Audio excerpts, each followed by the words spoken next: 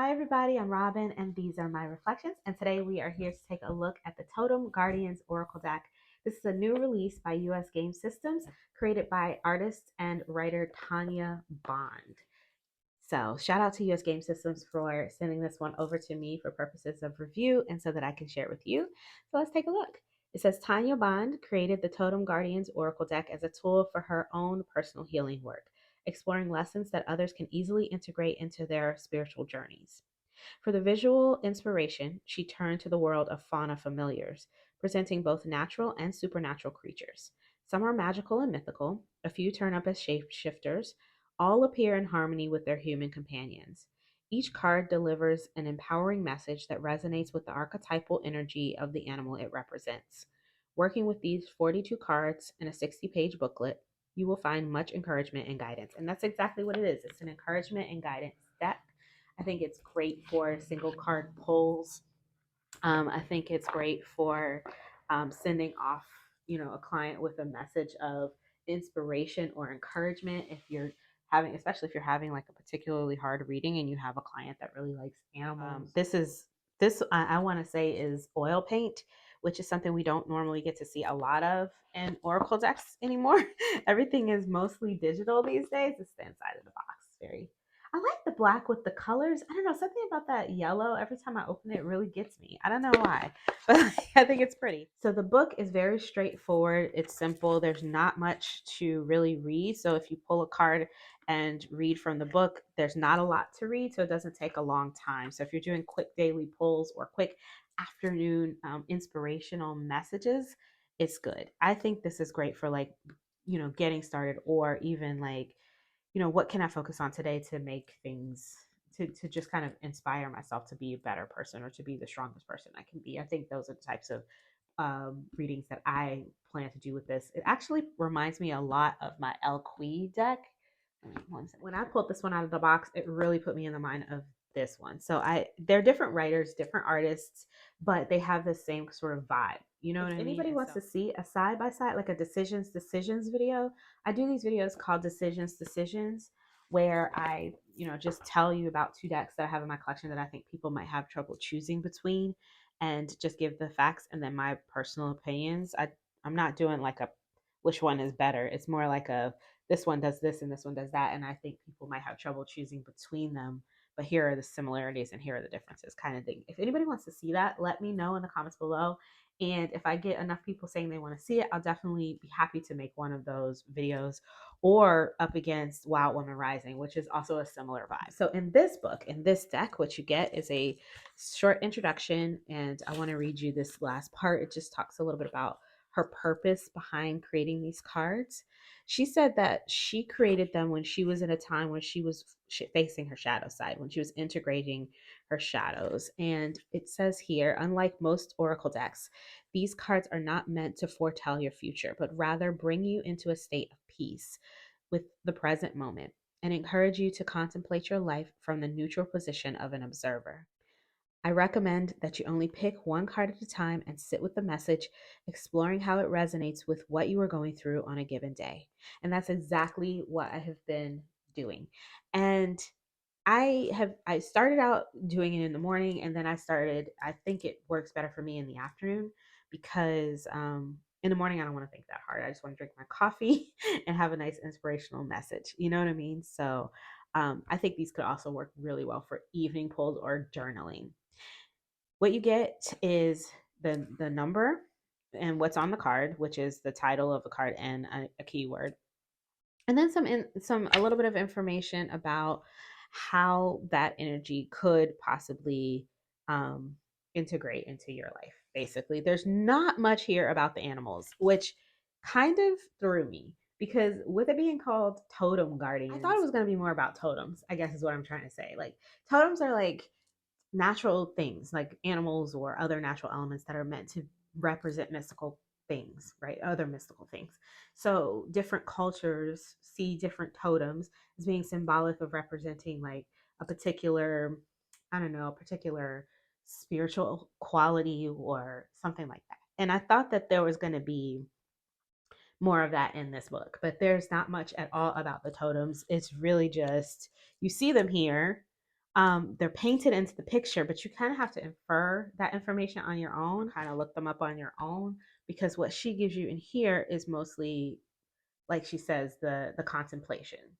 Some things to contemplate regarding the energy of what that totem could represent, but she doesn't specifically say what it does or what culture each totem comes from or anything like that. It doesn't say anything like that. And as we go through, I will read, and some of them are different than others. Some might say, "Oh, the sloth, for instance, this is the sloth." Some might say the sloth is, representative of this in some cultures. Others may not say anything. It might just say, when you pull the sloth card, think about this, this, and that. And so I thought that was a missed opportunity, to be honest. I feel like there could have been a little bit more, even if it was just like a small paragraph or even a couple of sentences about the actual totem, because obviously she had to do the research to paint the pictures to find the information. So I wish that she would have shared that with us. But the cards work well for what they're meant to be, which are considerations for your life and empowerment for your day, basically. So let's look at the cards. There's a lot happening in this back, and I think it's really pretty and it's fun to gaze into and kind of think about the overlapping symbols. So I like the back. It's simple enough, but still a lot going on. And I feel like the fronts are similar because you've got simplicity and depth all mixed into one. Like, I don't know how she managed it, but that's, I think, her art style, and I like it. So like I said, I really enjoy um, the oil paint. It's nice to see. I pulled out a couple of decks that I have here that are also, I think, the similar medium, done in a similar medium, to kind of pair them together. So we'll look at that at the end, and we'll look at some of the guidebook entries as well. So we've got Nightingale for music, Whale Resonance, Frog Dream World,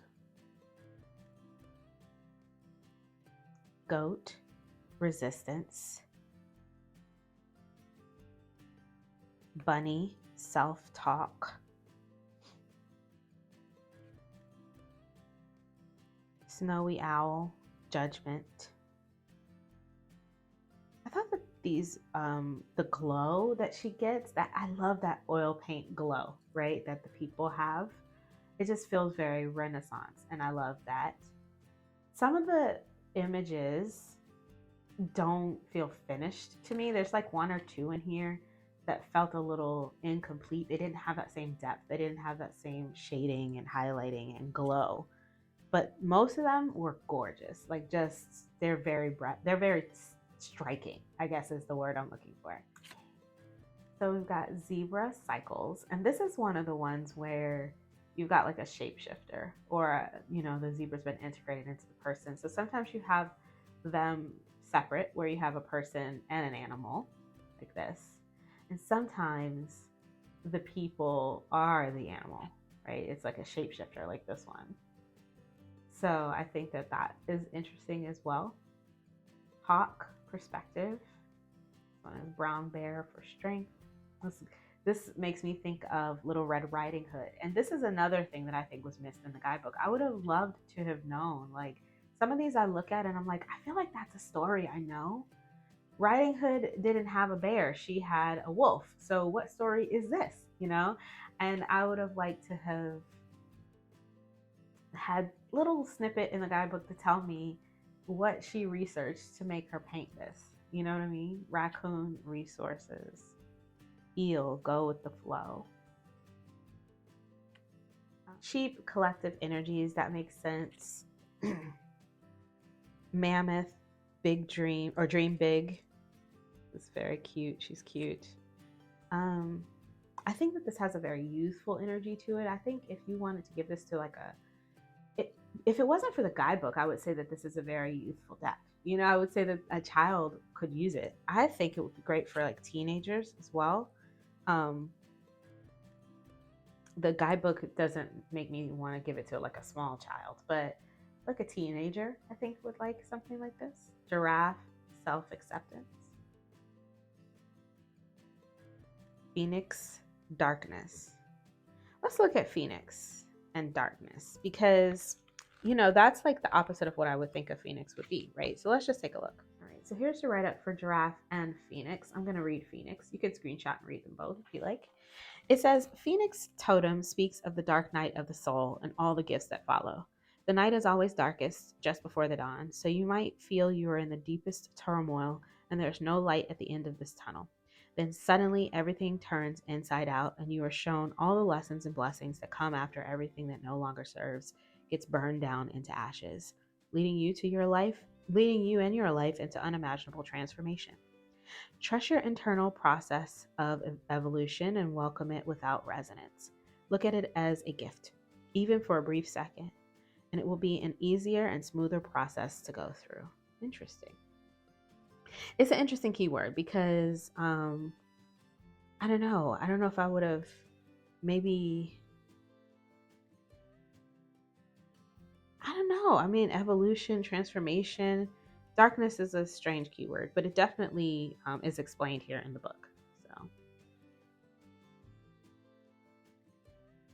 all right, crocodile release. Now, this is another one where I looked at it and I was like, what is this story? You know, like I feel like I know this story about this crocodile and this girl with this bonnet, but what story is it? And in the book, it does not tell me. The first thing I did was grab the book to see if it said anything in here. Nope. It just says crocodile spirit animal deals with the need to retreat to the safety of inner space when overwhelmed with heavy emotions and avoiding tornadoes on the outside. That's it. So it doesn't tell me.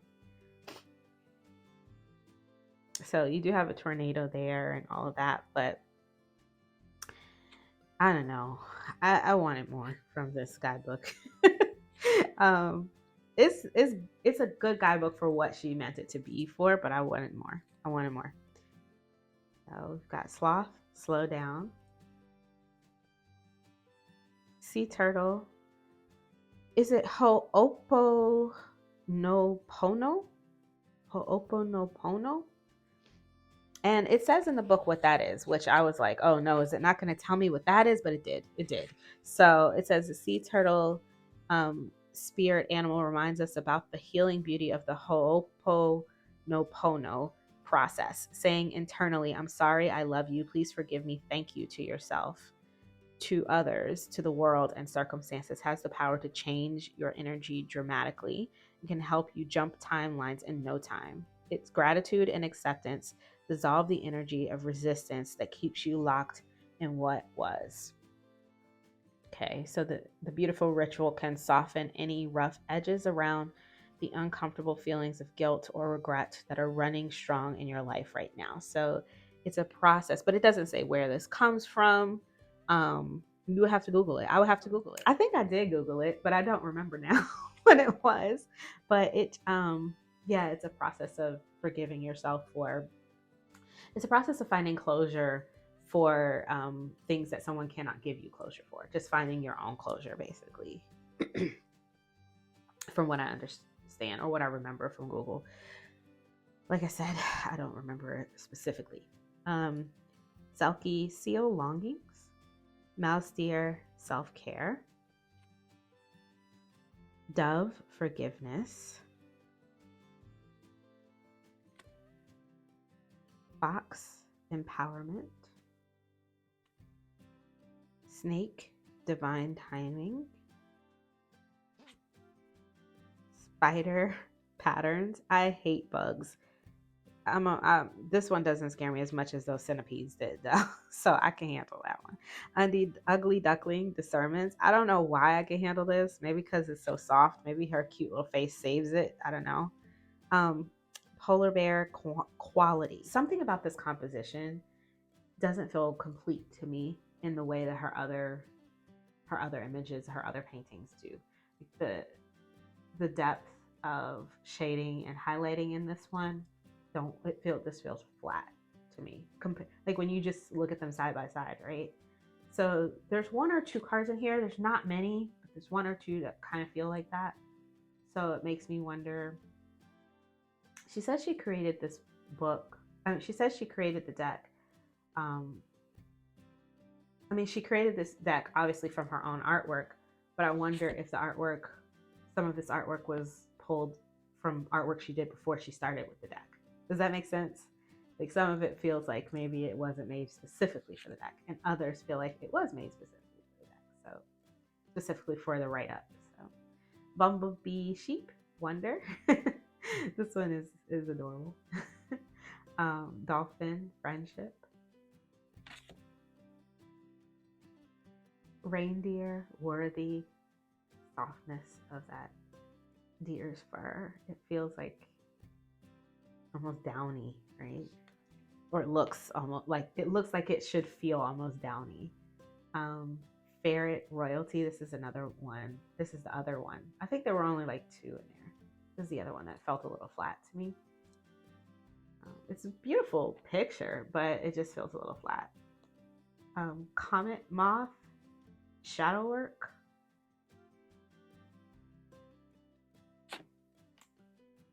And Secretary Bird, Rewrite. Just flip it for you. You can see it upside down. It's the same picture, just in black and white.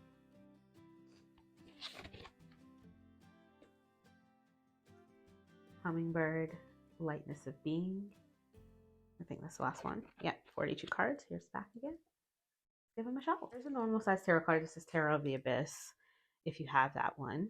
But it's just regular size. And then you can see that they're about the same amount taller as they are wider than this card. So they're bigger than tarot, but smaller than a normal oracle deck. Because if you look at this one, this is like a normal like Hay House style oracle deck size. You can see it's taller and more narrow than that.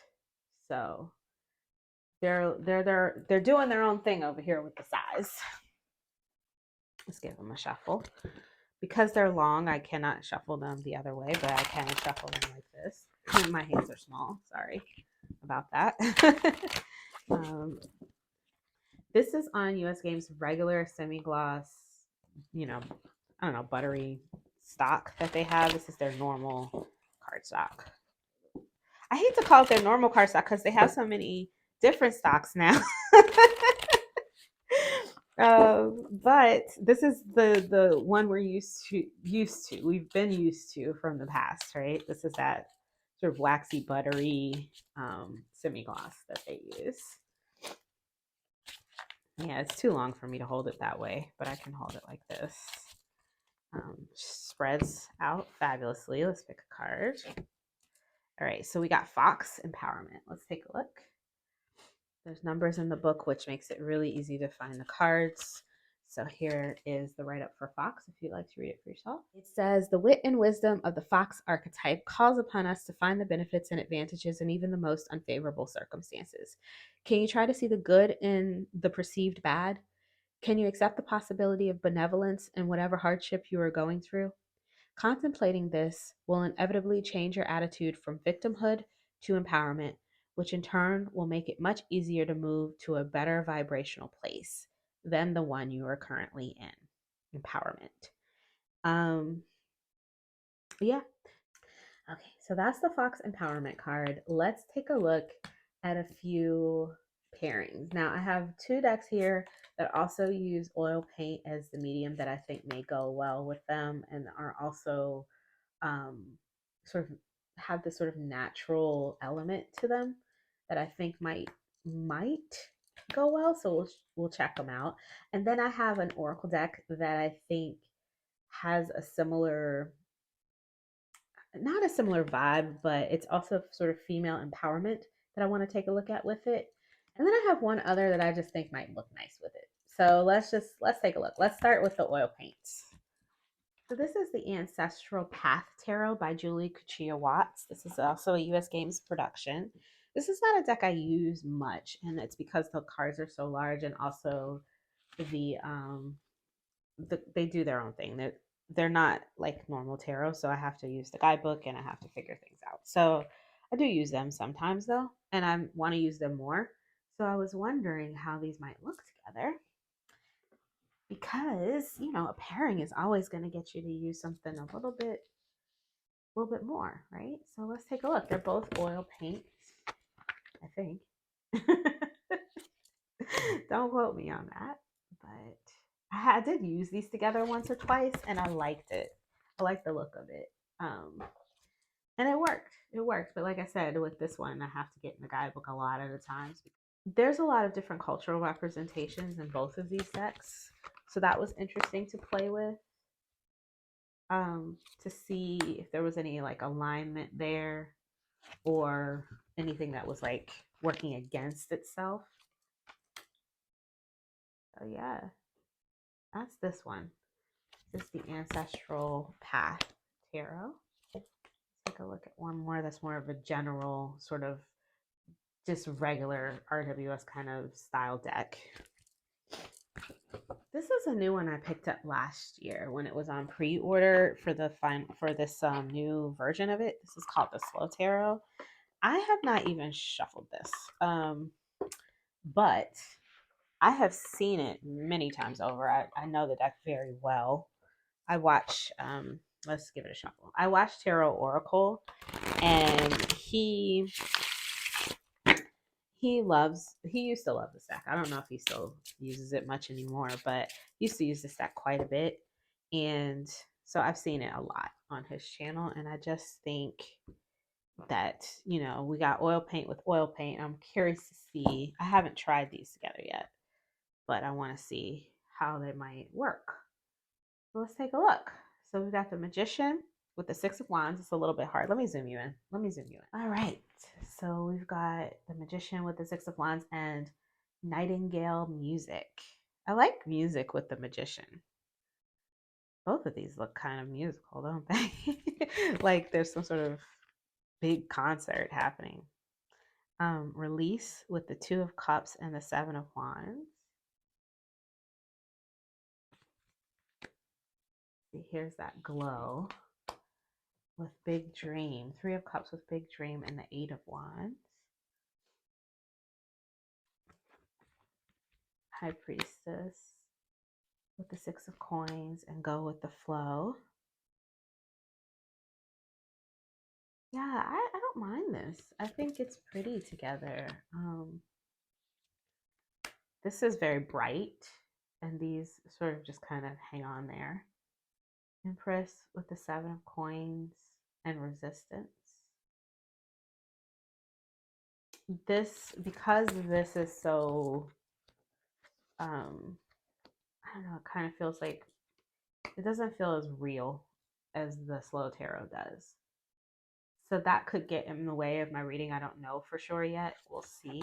I haven't read with the Slow Tarot yet. I don't know how versatile it is. Maybe it can go into this world. You know what I mean? Like, I don't know. So we'll see. But I don't mind the way they look together. So you'll have to let me know. A lot of people I know already have the Slow Tarot. What do you think? Do you think that these could work together? Let me know in the comments below. This is pretty though, for sure. All right, one more. Look at the yellows. More yellows.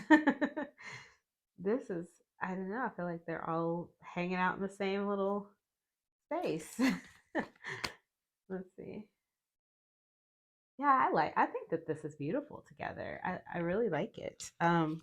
But I don't, like I said, I haven't used this Slow Tarot, so I don't know if it can jump into the world with this, but we'll see. I'm definitely going to try them. Let's try another one. Last tarot deck we're going to try today is the Word Cloud Tarot, or the Happy Toast deck. I'm still not quite sure the name of this one. I got it off of Kickstarter maybe last year. Yeah, last year. I have a walkthrough of this, I think. If I do, I'll link it for you so you can see it. And it is a deck by a British creator. So if you're in the UK, you can probably pick this one up for pretty decent shipping. If it's still available, I don't even know. But I thought that, I don't know, something about the look of this one and the colors I thought might go well with this. So let's just see. I haven't tried it yet, but yeah. This deck surprisingly goes with a lot of, because this is digital art, right? And it's always shocks me how good it looks with more traditional mediums or I don't know, more classical mediums, I guess I could call it. I don't know if it's the fading that they did in the background or if it's the parchmenty borders, but it works with a lot of stuff. And even though it has all the words on it, I really like using this stack. I actually like using it for all the words on it, to be honest. It's fun to scry and see what pops up. Yeah, I don't mind this. It's not as good as the slow tarot, but it'll do, you know. All right, so let's try. This is the Unfinished Business, a Ghostly Tarot by MJ Cullinane. I've been playing with this deck quite a bit lately. I'm doing a deep dive with a friend of mine. Oh, let me zoom out. We've been reading the guidebook stories and rewriting them really because they're kind of depressing. And and I thought I've been using this one this week and looking at this one for review, I was thinking these could go well together. Even though this is not oil paint, sometimes her art style does feel reminiscent of that. So I thought, well, let's see. And let's take a look. Yeah, this works. And this is very peoply. So I thought it would go better than like one of her crow decks or the cat decks or something like that. But if you have Froxa's not really peoply, but this one also has that sort of, I don't know, natural kind of element to it. So Froxa may also work well with this. I have Froxa, but I don't feel like getting it out. So we're going to look at this one because this is what's sitting here. Sorry.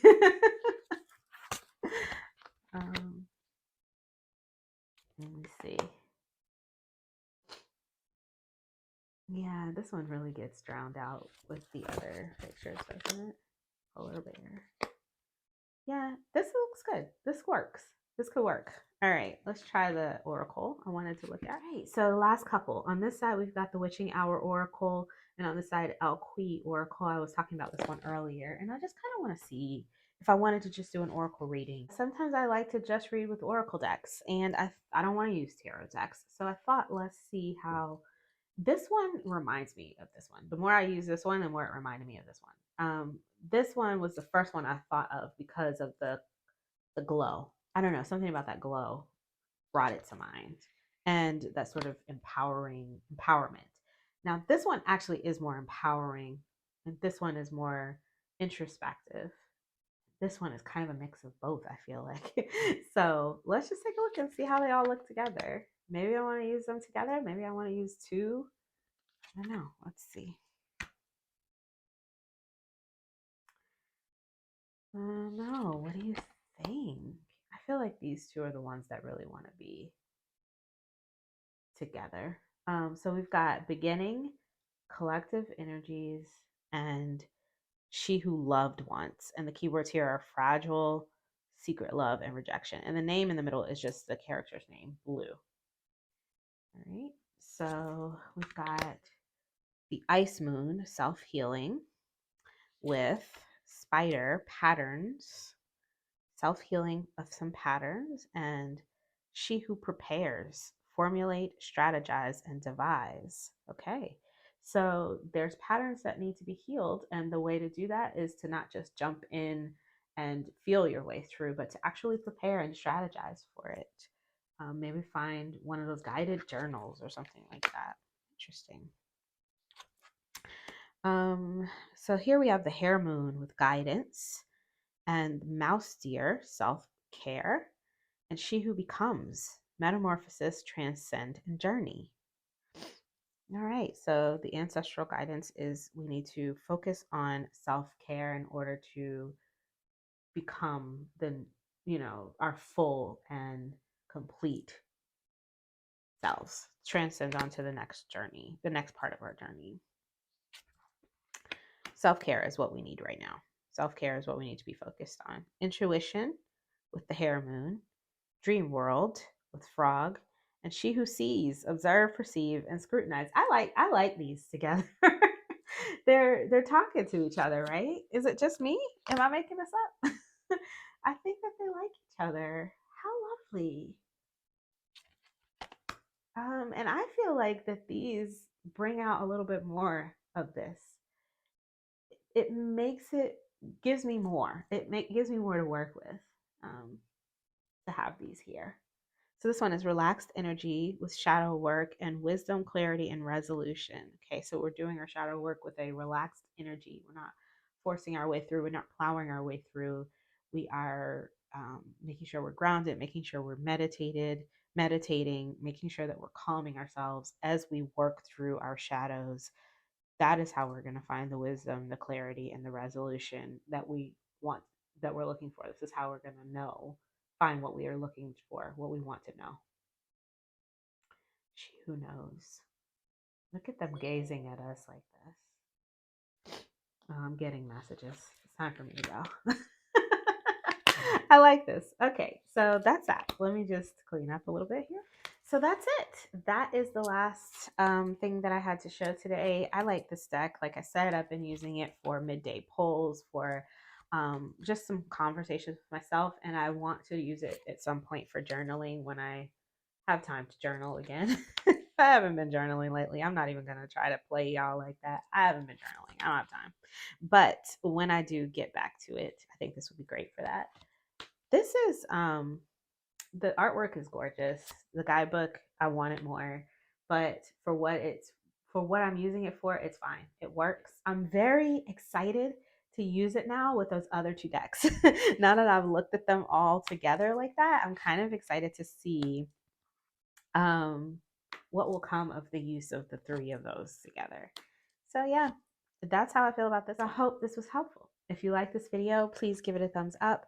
If you want to see more from me, you can subscribe. I release videos every few days regarding tarot and oracle.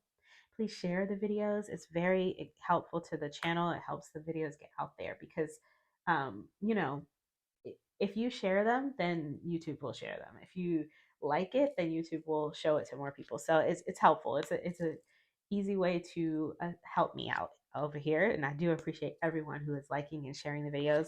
Comment with me below because that's my favorite part. I love chatting with you guys. Let me know what you guys think of this beautiful deck.